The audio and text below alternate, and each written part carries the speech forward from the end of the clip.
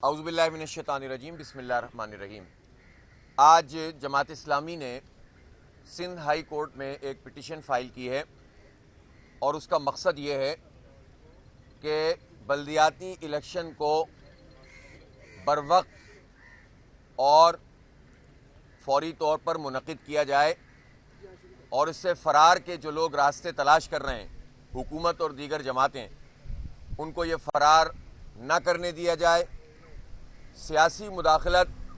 जो पूरे बल्दियाती इलेक्शन से कबल सियासी एडमिनिस्ट्रेटर की सूरत में और हुकूमत के इक़दामात की सूरत में इस इलेक्शन के लिए हो रही है, इसको रोका जाए और ख़ास तौर पर वो सारी चीज़ें जो इलेक्शन से मुताल्लिक़ हैं और इलेक्शन कमीशन उसमें अपना किरदार अदा नहीं कर रहा। जो इलेक्शन मुलतवी हुए थे 24 जुलाई वाले, उसके बैलेट पेपर छप चुके हैं और वो इस वक्त गैर महफूज हैं। हमने ये इस्तदा की है कि हाई कोर्ट इलेक्शन कमीशन को हुक्म दे कि वो बैलेट पेपर्स को दोबारा छापें और नए रंगों के साथ छापें ताकि धांधली का इम्कान कम किया जा सके। इसी तरह हमने ये भी दरख्वास्त की है कि अदालत आलिया इलेक्शन कमीशन को ये कहे और हुक्म दे कि जो सियासी बुनियादों के ऊपर आरोज़ का तकर्रुर है या सियासी अमला मुख्तलिफ जगहों पर इलेक्शन कमीशन इस्तेमाल कर रहा है, उसका कोई सद्देबाब किया जा सके। हम ये देखते हैं कि शहर भर में अव्वल तो बदतरीन सूरत हाल से दो चार हुकूमत ने कर दिया है। सड़कें टूटी हुई हैं, गटर का पानी आपको नज़र आता है और बारिश के बाद जो सूरत हाल हुई है ये उस वक्त हुई है जब सिंध हुकूमत और दीगर जमातें जिनके MNAs फंड से मुख्तलिफ़ किस्म के काम करवाए गए थे झंडे लगा लगा कर, हुकूमती जो पार्टियां थीं उन पार्टियों ने अपने झंडे लगा लगा कर कारपेटिंग की थी। मुख्तलिफ़ जगहों के ऊपर सीवरेज की लाइनें, ये नहीं देखा कि उनकी लाइनिंग सही हुई है कि नहीं हुई, बस उन्होंने लाइनें बिछाई थीं, उधेड़ा था और कारपेटिंग की थी। इस बारिश में सब कुछ बह गया। अरबों रुपए कौम का MNAs फंड वाला और सिंध हुकूमत के तरक्याती बजट वाला, ये सब के सब इस बारिश के अंदर बह गया। इससे पता चला कि किस कदर करप्शन है हर लेवल के ऊपर। इतनी बड़ी बड़ी बातें करने वाले, दावे करने वाले लोग, इस शहर से मैंडेट लेने वाले लोग इस शहर के साथ ये सलूक करते हैं कि इतना नाक़िस काम करते हैं कि वो एक बारिश भी जो है उसको सहार नहीं सकती है। लेकिन अफसोस की बात यह है कि जितना काम भी किया जा रहा था, इसको सियासी बुनियादों पर करने की कोशिश की जा रही थी और ये कोशिश की जा रही थी कि किसी तरह हमें इसका सियासी बेनिफिट मिल जाए। फिर सिंध हुकूमत की तरफ से हमें ये चीज़ भी इस वक्त भी नज़र आ रही है कि मुख्तलिफ आबादियों में लोगों को मजबूर कर रहे हैं कि अगर तुम हमारे साथ नहीं चलोगे तो हम आइंदा इन इलाकों को फ़ंड फराहम नहीं करेंगे। और इसी तरह से बाज़ इलाकों के अंदर पुलिस तक को इस्तेमाल करके ऐसा काम किया जा रहा है कि लोगों को टारगेट किया जाए और वो इलेक्शन में खड़े होने और मुहिम चलाने से बाज आ जाएं। इसलिए हम ये समझते हैं कि वो सारी चीज़ें हैं जिस पर अदालत आलिया को नोटिस भी लेना चाहिए और हमारी इस पिटीशन पर गौर करके इलेक्शन कमीशन को हुक्म देना चाहिए कि इन तमाम चीज़ों का सद्देबाब करें। हम ये देख रहे हैं कि जब पिछला 24 जुलाई का बल्दियाती इंतखाब करीब आने लगा था तो सारी पार्टियों के ऊपर जो है वो अजीब कैफियत तारी हो गई थी, हवाइयाँ उड़ने लगी थीं। जमात इस्लामी भरपूर तरीके से मुहिम चला रही थी और ये सारी पार्टियां इलेक्शन से फरार होने का रास्ता इख्तियार कर रही थीं। और इसी हाई कोर्ट में पाकिस्तान तहरीक इंसाफ, मुत्तहिदा कौमी मूवमेंट, GDA और पीपल्स पार्टी यहाँ पर सब इकट्ठे होकर आए और उन्होंने कहा कि इलेक्शन को मुलतवी कर दिया जाए। सिंध हाई कोर्ट ने उनकी दरख्वास्त को रिजेक्ट कर दिया। मायूस होकर वो फिर अपने बिलवड इलेक्शन कमीशन में चले गए और उनको वहाँ पर आसरे कराए गए और बिल आखिर बारिश को बहाना बनाकर इलेक्शन कमीशन ने इलेक्शन को मौखर किया और इतना मौखर कर दिया कि 34 दिन का वक्त बीच में दिया। मैं इलेक्शन कमीशन से ये पूछना चाहता हूँ कि अगर बारिश मसला था और चले ठीक है तो उसमें उन्हें स्टेक होल्डर्स को बुलाना चाहिए था और रिशेड्यूल करके 5-7 दिन के बाद दोबारा इलेक्शन मुनक़िद करा देना चाहिए था। ये 34 दिन जो इन्होंने ताख़ीर की है, इसका कोई जवाज़ है? इसका मतलब ये है कि इलेक्शन कमीशन सिंध हुकूमत या चंद पार्टियों के हाथ में यरगमाल है और वो उनके कहने पे ये काम कर रहा है। और मैं ये बात भी बहुत वाज़ेह करना चाहता हूँ कि मुल्क की सतह पर जो उखाड़ पिछाड़ इस वक्त हो रही है, इस पूरे अमल में कराची को निशाना ना बनाया जाए। अगर पीडीएम के बड़े बड़े लोगों ने या उनके आइंदा के मामलात में कराची के हवाले से उनका जहन यह है कि किसी भी तरीके से एमक्यूएम या किसी दीगर पार्टी को जो इलेक्शन नहीं चाहती बल्दियाती और अपनी शिकस्त देख रहे हैं, इनको बचाना चाहते हैं, तो जमात इस्लामी साजिश को नाकाम बनाएगी। ना सिर्फ ये कि हम अदालत आलिया में आए हैं,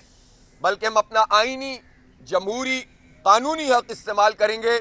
और अवाम की ताकत के ज़रिए से मुज़ाहमत करेंगे कि ये इलेक्शन से फरार हासिल ना करें। इसलिए कि शहर को इस वक्त एक मेयर की ज़रूरत है,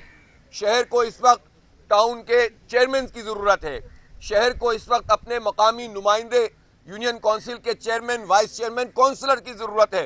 ताकि जो रोज़मर्रा के काम है, इस वक्त तो हाल ये है कि अगर आपकी गली में कचरा है तो कोई उठाने वाला नहीं है, कोई सीवरेज की लाइन ख़राब है तो कोई ठीक करने वाला नहीं है। ये सारा अमला हज़ारों का जगह जगह पर मौजूद है, केएमसी का भी, टाउन के ये डिस्ट्रिक्ट की सतह पे भी, यूनियन काउंसिलों की सतह पे भी, लेकिन कोई अपनी जिम्मेदारी अदा करने के लिए तैयार नहीं है। इसलिए कि ऐसा समझ रखा है इन हुकूमतों ने कि कोई वाली वारिस इस शहर का नहीं है। जमात इस्लामी इस शहर को बेयारो मददगार नहीं छोड़ सकती, 3 करोड़ लोगों को इन लोगों के हवाले नहीं कर सकती, इन माफियाओं के हवाले के जिन्होंने भारी भारी मैंडेट लेकर, हुकूमतें लेकर इस शहर का बेड़ा गर्क किया है। इसलिए हम मैदान अमल में मौजूद हैं और ये हमारे शहर के 3 करोड़ से ज़ायद लोगों का ये हक है कि उन्हें इसका इख्तियार दिया जाए कि वो अपने बल्दियाती नुमाइंदे चुने। जो इस रास्ते में रुकावट है वो अवाम दुश्मन है, वो कराची दुश्मन है, वो सिंध दुश्मन है और वो पाकिस्तान दुश्मन है। इसलिए हम अदालत आलिया में ये इस्तदा लेकर आए हैं कि इलेक्शन के इनेकाद को मुमकिन बनाया जाए, हुक्म दें कि ये किसी तरह फरार हासिल न करें। और हम ये भी चाहते हैं कि इलेक्शन कमीशन सिचुएशन को कन्फ्यूज़ करने के लिए, अपनी पसंदीदा पार्टियों के एजेंडे को तकमील देने के लिए ये करता है कि ज़िमनी कौमी इंतखाबों को बल्दियाती इलेक्शन के साथ जोड़ देता है। पहले भी हमने कहा था कि इसको अलग अलग किया जाए और अब भी हम ये कहते हैं कि बल्दियाती इलेक्शन को फोकस होना चाहिए। इस वक्त सबसे बड़ी ज़रूरत बल्दियाती इलेक्शन है।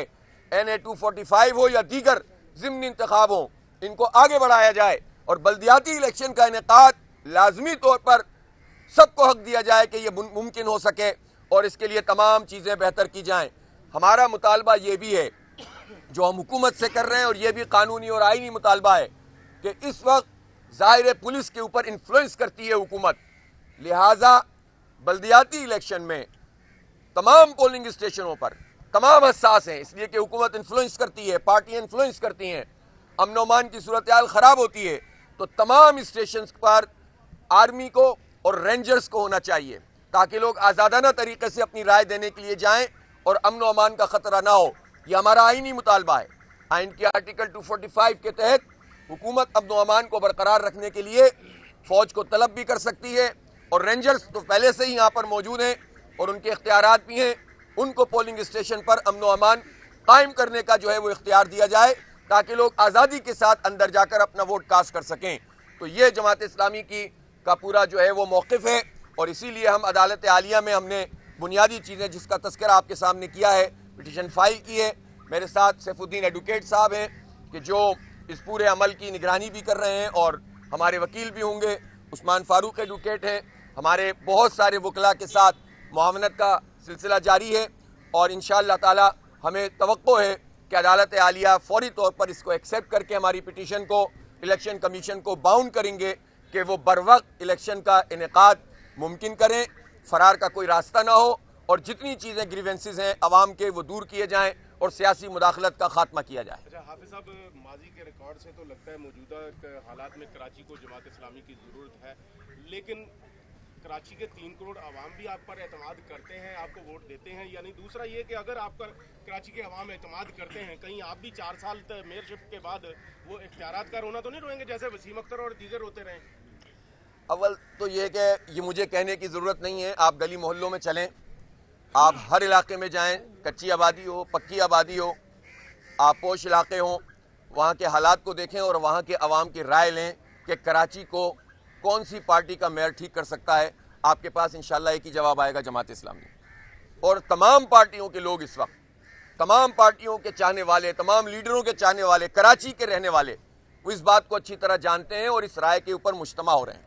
अल्लाह ने चाहा अगर ये फरार, इनको इंशाल्लाह हम रोकेंगे फरार होने से, अल्लाह ने चाहा तो जमात इस्लामी एक बहुत बड़ी कामयाबी हासिल करेगी। और पहले भी जमात इस्लामी ने ही इस शहर को ठीक किया था, दुरुस्त किया था, सजाया था, संवारा था, साफ किया था, क्लीन किया था, ग्रीन किया था, इसमें डेवलपमेंट की थी, इसके प्रोजेक्ट्स बनाए थे